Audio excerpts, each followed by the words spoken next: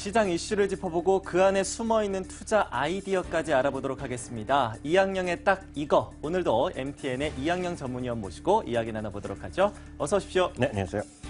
네, 일단 오늘 주제부터 좀 들어봐야 될 것 같아요. 어떤 주제로 이야기해볼까요? 근데 앞서 얘기가 좀 충분히 나온 것 같은데요. 네. 오늘 누가 뭐래도 가장 중요한 뜨거운 소식, 현대 글로비스 아니겠습니까? 네, 네. 한 달 만에 결국은 블록들이 성사됐는데 이거에 대한 영향 한번 짚어보죠. 네, 먼저 지난달에 현대글로비스가 블록딜을 추진하고 나서 무산이 됐었어요. 그런데 한 달이 채 되지 않아서 곧바로 다시금 블록딜을 시도하는 모습이었는데 왜 자꾸 이렇게 블록딜을 시도하는 겁니까?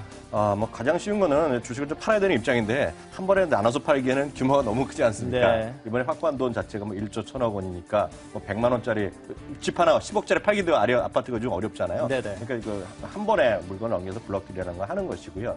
구체적으로 이유를 들어보면 여러 가지 지배구조 개편 이런 거 있지만 회사 측에서 명확히 얘기하고 있습니다. 어떤 공정거래상 일감 몰아주기에 위반되는 경우가 있었던 모양이에요. 네. 이게 규정이 강화되면서 바로 이제 다음 주 이후부터인가요? 2월 10며칠부터는 이번에 이게 성사가 안 됐으면 30% 넘는 지분 거기에 갖고 있다가 200억 이상의 일감 몰아준 거잖아요. 네. 넘는 금액의 25%까지 과징금 내니까 엄청 돈을 낼 수밖에 없죠. 그러다 네. 보니까 이번에 딱 30% 이하, 29.99%까지 낮추면서 지분 매각을 한 것이다. 이렇게 이해하시면 되겠습니다. 네, 결국엔 법 규제를 피하기 위해서 이러한 블록딜을 시도를 한 건데 일단 이를 통해서 1조 1천억 원가량의 현금을 확보를 했고요. 이번 블록딜에서도 1.8대 1의 경쟁률로 지난달과는 아주 판이하게 다른 모습을 보여줬습니다. 지난달과 비교했을 때 어떤 부분들이 달라졌길래 이렇게 블록딜이 성공할 수 있었습니까? 가장 신고가 아니겠습니까? 물건을 팔려고 그러는데 물건이 잘 안 팔려면 파는 사람 입장에서 어떻게 하겠어요? 값을 좀 내릴 거 아닙니까? 근데 이거는 값을 스스로 내는 건 아니죠. 어찌됐건 주시한 건 살아있는 물건이기 때문에 알아서 가격이 떨어졌습니다. 그 가격이 딱 지난달 대비 1월 12일 날, 13일 날 시도하다 안 됐거든요. 네. 딱 얼마가 떨어졌냐면 주당 한 5만 원 가까이 빠졌었어요. 그러니까 입장에서 보면 주가가 좀 떨어진 것이었고요. 이미 그 당시에도 한 20만 원 이하 언저리에서 사겠다는 얘기인데 그동안 이제 글로벌 시장도 조금 회복됐고요. 우리나라도 낙폭과대주 중심의 반등이 있다 보니까 네. 그나마 조금 가격대도 떨어지고 그러니까 좀 희망이 보였던 모양이죠. 그러니까 이번에 잘 성사가 된 것 같습니다. 가격도 내렸고 주식시장의 분위기도 개선이 되면서 일단 블록딜에는 성공을 했습니다. 그런데 블록딜을 시도할 때 얘기가 나왔던 게 이제 현대차그룹이 글로비스를 아예 버리는 것이 아니냐, 향후 지분을 더 떨어낼 것이다라는 우려감이 비치면서 주가가 좀 크게 밀린 바도 있었는데 이러한 부분들이 좀 어떻게 희석이 됐습니까? 네, 좀 정확하게 이해하신다면 그런 우려감은 상당 부분 희석됐다는 것이 지금 업계의 얘기입니다. 화면에도 저희가 준비를 했는데요. 지난번에 잘 안 됐던 이유는 지난번 일부 팔리겠다고 얘기했지만 180일, 그러니까 한 6개월 정도 아닙니까? 예. 6개월 이후에는 또 팔 수 있다는 것을 암시를 했어요. 그 권리를 그렇게 설정했군요. 그러니까 이 사람 사는 사람 입장에서 지금 사면 뭐하니? 6개월 있다 또 물건 나면 또 떨어질 수 있잖아요. 그때 사야겠다는 얘기가 이렇게 있을 이제 수 있죠. 우리 락컵이라고 하거든요. 보호 예수 물량을 한국말로 표현하는데, 그러니까 이 반응이 안 좋았던 거죠. 그러니까 이번에는 과감하게 또 한번 우리 정몽구 시장께서 제가 봐도 통큰 결단한 거예요. 예. 아예 2년을 늘린 거예요. 720일.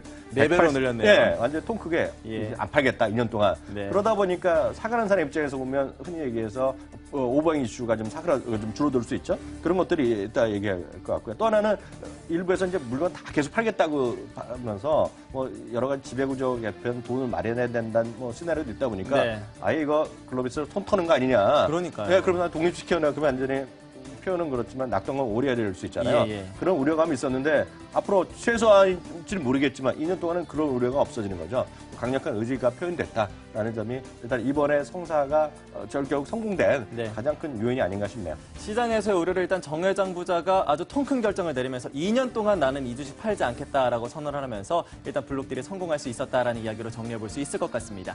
자, 그렇다면 일단 좋습니다. 그렇다면 블록딜이 성공되고 나서 일단 주가가 할인돼서 팔았기 때문에 주가가 밀릴 수 있겠다라는 우려도 있었는데 오늘 장에서는 그래도 반등 보여주고 있어요. 어떻게 보셨습니까? 앞서도 말씀드렸다시피 그동안에 5만 원이라고 말씀드렸잖아요. 예. 5만 원이라는 게 일단 피부에 안 닿으실 분 있는데 주식 보신 분은 아시겠지만 감이 없으신데요. 딱 20%가 떨어졌어요. 그러니까 20%가 떨어진 것은 그만큼 이미 오버행 이슈에 대한 부담감이 그동안 딱 3주 만에 보여줬다는 얘기죠. 그러니까 더 이상 떨어질까라는 생각이 있고요. 오늘 이제 팔았던 이유를 역으로 해석해보면 제 혼자 개인적인 생각이지만요. 예.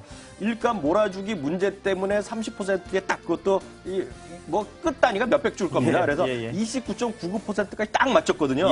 그럼 어떻게 되겠어요?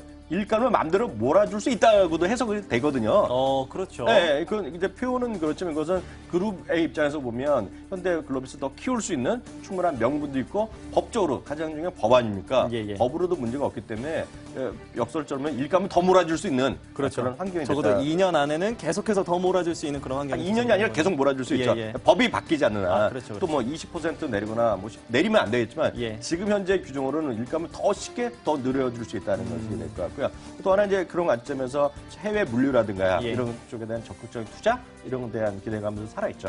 네, 일단 뭐 법에 대한 규제도 피할 수 있고 때문에 현대글로비스 앞으로도 더 현대차의 물량을 더욱더 받아낼 수 있지 않을까 하는 기대감이 드는 게 사실인데 그러면 이제 그 현대글로비스 자체 내의 펀더멘털을 보도록 하겠습니다. 지난 4분기 실적 공개됐는데 썩 그리 좋지 못했던 느낌이 들어요. 어떻게 평가를 하셨습니까? 그거 잘못 알고 계시는 거예요. 왜냐하면 실제로 보면 은근히 실적이 좋았다는 평가가 증권가에서 나오고 있습니다. 실제로 보면은요 매출이 9.7% 늘어났고요. 예. 4분기만 말씀드립니다.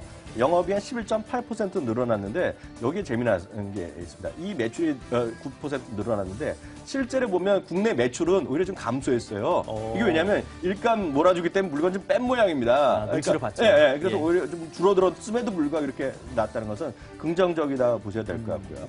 작년 11월에 이제 현대글로비스가 폴란드의 한 물류업체를 인수했거든요. 네. 그건 이제 그 자체 수익성이라든가 성장성을 보고 베팅한 거거든요. 그래서 이런 부분들이 앞으로 추가적으로 있을 가능성이 있다고들 증권업계 보고 있거든요. 예. 회사 측에서 뭐 부인은 안 하고 있고요. 그러면 그런 관점에서 보면 매출이 성장할 수 있는 도약할 수 있는 그런 계기는 앞으로 오히려 더 컸다라는 시각도 있다 말씀드리고 싶네요. 네, 현대차와 기아차가 글로벌 매출이 줄어들면서 현대글로비스도 타격을 받는 모습이었는데 실적 나름 견조했다라는 판단을 내려주셨고요. 앞으로의 성장 동력은 더욱더 가속화될 수 있다라는 말씀 주셨습니다.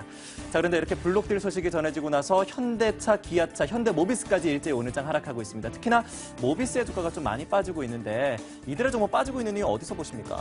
현대모비스랑 이제 현대글로비스 항상 같이 얘기가 많이 됐습니다. 앞서 예. 얘기했다시피 이제 지배구조 개편과 관련해서 현대모비스랑 글로비스랑 어떻게 된다 얘기 많았는데 예. 회사 측에서 분명히 얘기한 거 아닙니까? 그리고 지분 이동이 없을 거야. 30%더 이상 팔지 않을 거라고 예. 얘기가 딱 나왔잖아요.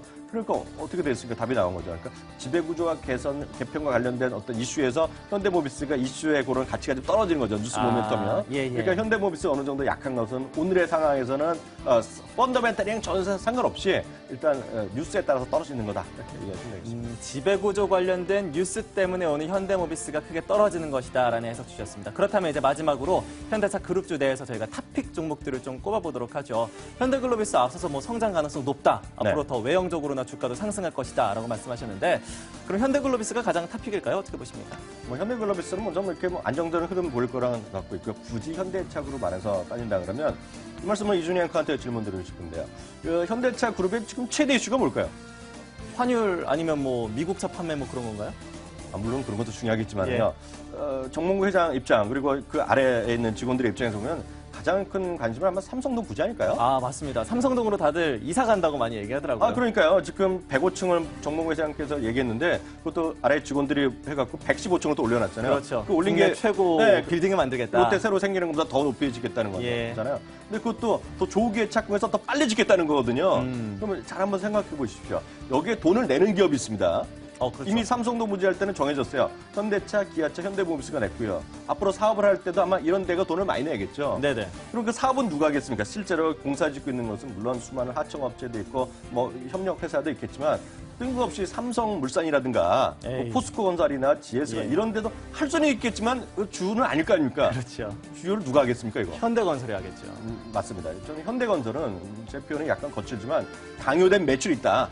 또 속전속결로 더 빨리 매출을 하라는 거거든요. 쉽게 얘기해서 10층 높이라도 더 매출이 더 나오는 거거든요. 그렇죠. 저는 현대건설이 현대차 그룹 내에서 물론 제 개인적인 생각입니다만요.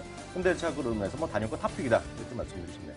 네, 이렇게 해서 현대글로비스의 블록딜로 시작해서 현대건설이 탑픽이다라는 이야기까지 함께 나눠봤네요. 여러분들의 주식 포트폴리오에서도 꼭 한번 고려해 보셨으면 좋겠습니다. 이학년의 딱 이거 오늘은 여기서 인사드릴게요. 고맙습니다.